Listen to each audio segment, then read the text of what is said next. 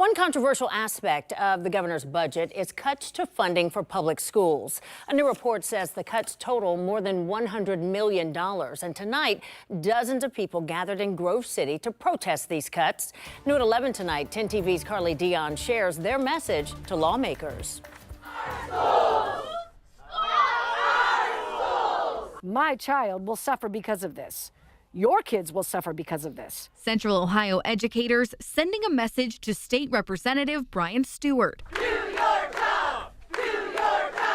who represents parts of the Columbus, Hilliard, and Southwestern City Schools districts, to take action, saying Governor DeWine's proposed cuts to education in his budget are unacceptable. $12,631,210.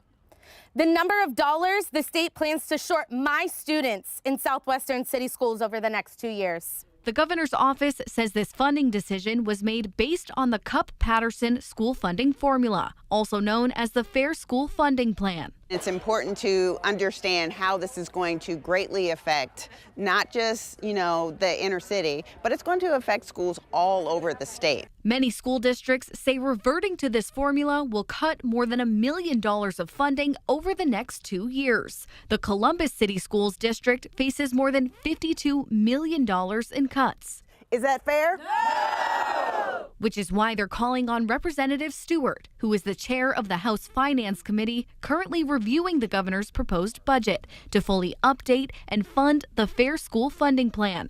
If not, many districts say they'll be forced to use levy funding to make up the difference. Your constituents pass a levy, and then you turn around and you take every benefit of that levy away from the schools. In response, the governor's office released a statement tonight saying, in part, "We disagree with this group's characterization of these changes as budget cuts. That is not accurate. The referenced revenue changes would likely be due to the school districts receiving more local property tax revenue and/or enrolling fewer students in the districts, thus changing the money due under the school funding formula." I also reached out to Representative Stewart tonight for his response to their requests, but did not hear back. Lawmakers have until the end of June to make adjustments to the budget before sending it back to the governor. At the State House, Carly Dion, 10 TV News.